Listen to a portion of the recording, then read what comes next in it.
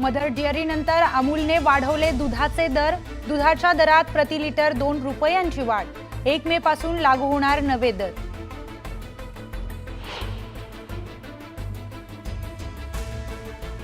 ATM व्यवहारांवर आजपासून नवीन शुल्क लागू करण्यात येणार। आरबीआयच्या नव्या सूचनेनुसार बँकांचे दर जाहीर।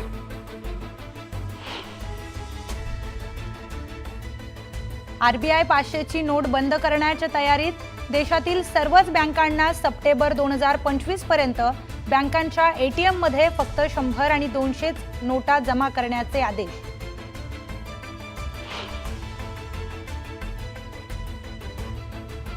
पुण्यातील सिंहगड रोडवरील उड्डाणपुलाचं अजित पवारांच्या हस्ते लोकार्पण। सिंहगड रोडवरच्या वाहतुकीतून पुणेकरांची होणार सुटका।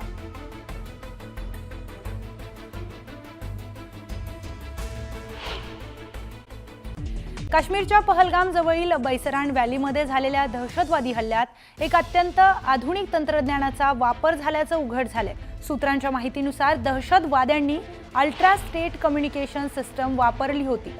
ही प्रणाली सिम कार्ड शिवाय जवळपासच्या इतर उपकरणांशी संपर्क साधू शकते। ही यंत्रणा अतिरेक्यांनी मेसेज आणि माहिती शेअर करण्यासाठी वापरली गेली होती आणि यामधूनच 2 सिग्नल ट्रेस करण्यात तपास यंत्रणांना यश मिळालंय। ही प्रणाली अत्यंत गोपनीय स्वरूपाची असून दहशतवाद्यांमध्ये तिचा वापर वाढत असल्याचे संकेत तपास यंत्रणांना मिळालेत।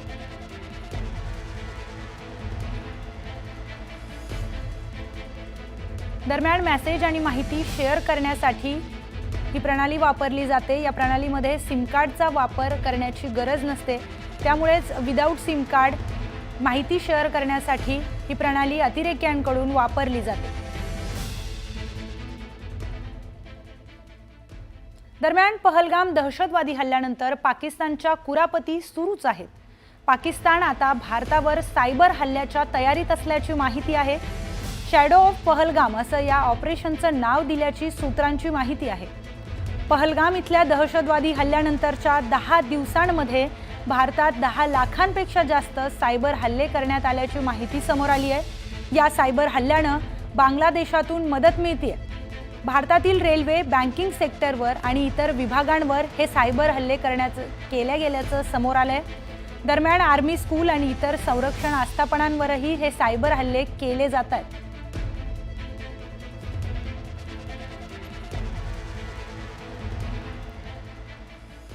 दरम्यान काश्मीरमधील पहलगाम इथे झालेल्या दहशतवादी हल्ल्याचा तपास एनआयए कडून वेगाने सुरू आहे।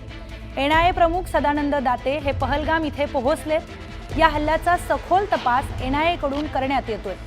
हल्लेखोर नेमके कुठून आले आणि त्यांना कुणी मदत केली या सगळ्यांचाच तपास आता केला जातोय।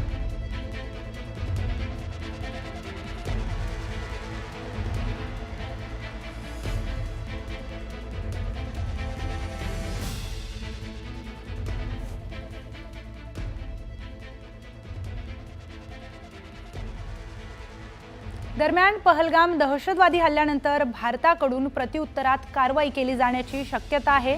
या भीतीने पाक सरकारला धडकी भरली आहे। आयएसआयच्या आणि पाकिस्तान सरकारने लष्कर ए तोयबाचा प्रमुख हाफिज सईदची सुरक्षा वाढवली आहे। सईदच्या सुरक्षिततेसाठी माजी स्पेशल सर्व्हिस ग्रुप कमांडो नियुक्त करण्यात आलेत। सईदच्या निवासस्थानी बाहेरची सुरक्षा देखील वाढवण्यात आली आहे। त्याचा सुरक्षेसाठी स्पेशल सर्व्हिस ग्रुपमधील माजी कमांडो नियुक्त करण्यात आलेत। लाहोरमधील मोहल्ला जोहर इथल्या त्याच्या निवासस्थानी अतिरिक्त कर्मचारी देखील तैनात करण्यात आल्याची माहिती सूत्रांनी दिली आहे। सईदच्या जाणीवपूर्वक दाट लोकवस्ती असलेल्या भागात ठेवण्यात आल्याची देखील माहिती समोर आली आहे। या ठिकाणी पाकिस्तानी नागरिकांच्या घरांव्यतिरिक्त एक मशीद आणि मदरसा आहे।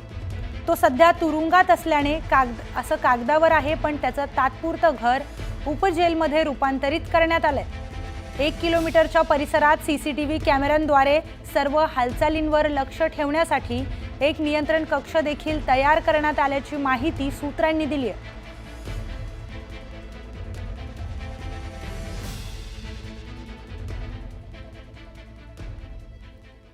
दरम्यान पहलगाम दहशतवादी हल्ल्याच्या तपासात एनआयएला मोठं यश मिळालंय। सूत्रांच्या माहितीनुसार अटक करण्यात आलेल्या OGW अर्थात ओव्हरग्राऊंड वर्करकडून मिळालेल्या माहितीवरून मोठा खुलासा समोर आलाय। हल्ल्यापूर्वी दहशतवादी बैसरण व्हॅलीमध्ये उपस्थित होते। तसेच ते दहशतवादी 15 एप्रिलला पहलगामला पोहोचल्याचंही निदर्शनास आलंय। बैसरण सोबतच आरू व्हॅली, अम्युजमेंट पार्क आणि बेताब व्हॅली या ठिकाणीही दहशतवाद्यांनी रेकी केली होती।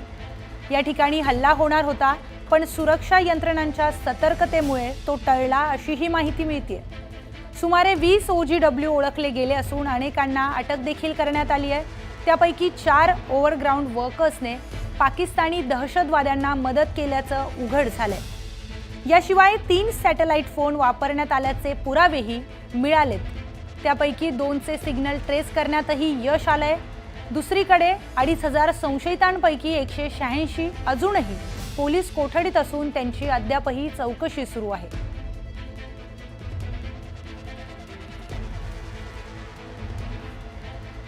दरम्यान पहलगाम दहशतवादी हल्ल्यातील मुख्य गुन्हेगार हाशिम मुसाचे हँडलर त्याला काश्मीरमधून सुरक्षितपणे बाहेर काढण्यासाठी सर्वतोपरी प्रयत्न करत असल्याची माहिती मिळते। यासाठी ते त्यांच्या स्थानिक ओव्हरग्राऊंड वर्कर्स मॉड्यूलचा वापर करू शकतात। हाशिम आणि त्याचे साथीदार त्यांच्या हँडलरशी संपर्क साधण्याचा सतत प्रयत्न करत आहेत अशी माहिती सुरक्षा एजन्सीच्या सूत्रांनी दिली आहे। सूत्रांच्या अधिक दिलेल्या माहितीनुसार दहशतवादी हे पहलगामच्या 25 ते 30 किलोमीटरच्या परिसरात कुठेतरी लपले आहेत।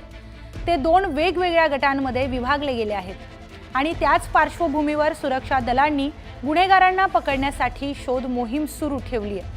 दुसरीकडे 21 एप्रिलला हाशिम मुसा आणि त्याच्यासोबत हल्ला करणारे दहशतवादी बैसरणमध्येच उपस्थित होते का हे शोधण्याचा प्रयत्न तपास यंत्रणा करतात।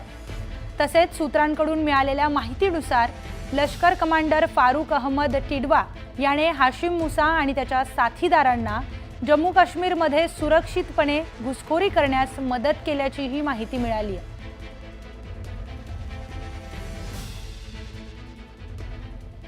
दरम्यान भारतीय वंशाच्या ब्रिटनच्या खासदार प्रीती पटेल यांनी जम्मू आणि काश्मीरमध्ये पहलगाम इथे झालेल्या दहशतवादी हल्ल्याचा निषेध केलाय। पटेल यांनी ब्रिटन सरकारला कठीण काळात भारताला पाठिंबा देण्याचं आवाहनही केलं।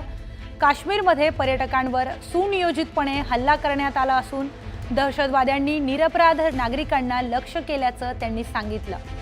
युक्रेनमध्ये भारतासोबत दीर्घकालीन सुरक्षा आणि दहशतवाद विरोधी करार केलेत, तेव्हा यूकेनं भारताला पाठिंबा दिला पाहिजे असं देखील त्यांनी यावेळी सांगितलं। दरम्यान पहलगाममधील हल्ल्याचा राष्ट्रीय तपास संस्थेकडून तपास सुरू आहे।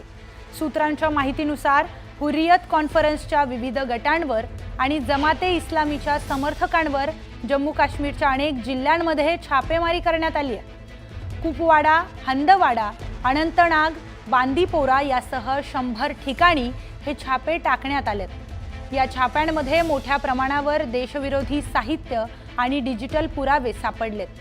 हे पुरावे स्पष्ट करतात की बंदी असूनही या संघटनांनी दहशतवाद्यांसाठी ओव्हरग्राऊंड वर्कर्स नेटवर्क तयार करण्यास मदत केल्याचं देखील समोर आलंय। दरम्यान जम्मू काश्मीरमधील पहलगाम इथे दहशतवादी हल्ला झाला होता। या हल्ल्यादरम्यान आज सुप्रीम कोर्टात सुनावणी होणार आहे। केंद्रशासित प्रदेशातील 3 रहिवाशांना कोर्टात याचिका दाखल केली। यात याचिकेमध्ये सुप्रीम कोर्टाला दहशतवादी हल्ल्याची जबाबदारी निश्चित करण्यासाठी केंद्र सरकारला विशेष तपास पथक स्थापन करण्याचे निर्देश देण्याची विनंती करण्यात आली।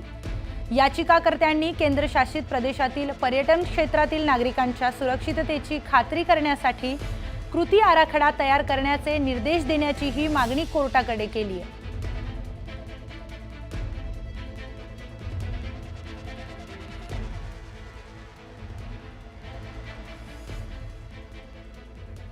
दरम्यान पहलगाममधील दहशतवादी हल्ल्यानंतर भारत पाकिस्तानवर कारवाई करण्याच्या तयारीत आहे। यामुळे पाकिस्तानमध्ये भीतीचं वातावरण निर्माण झालंय। या दडपणाखाली पाकिस्तान सरकारनं त्यांच्या राष्ट्रीय सुरक्षा सल्लागाराला तात्काळ सुट्टीवर पाठवलंय। सूत्रांच्या माहितीनुसार ISIचे प्रमुख असीम मलिक यांच्याकडे आता सुरक्षा धोरणांची सूत्र सोपवण्यात आली आहेत। ही हालचाल भारताच्या दबावामुळे घडल्याचं स्पष्ट दिसून येतंय। पाकिस्तान सरकारमध्ये गोंधळाचं देखील वातावरण आहे। भारताच्या हालचालींमुळे पाकिस्तानला आंतरराष्ट्रीय स्तरावरही आता मोठ्या संकटांचा सामना करावा लागतोय। दरम्यान राष्ट्रीय सुरक्षा सल्लागाराला पाकिस्तानने सुट्टीवर पाठवलंय आणि भारतातील वाढत जाणाऱ्या ज्या हालचाली आहेत त्या बघता पाकिस्तान आता गोंधळामध्ये आहे। पाकिस्तान सरकारमध्ये देखील गोंधळाचं वातावरण आहे। भारताच्या हालचालींमुळे पाकिस्तानला आंतरराष्ट्रीय स्तरावरही मोठ्या संकटांचा सामना करावा लागतोय।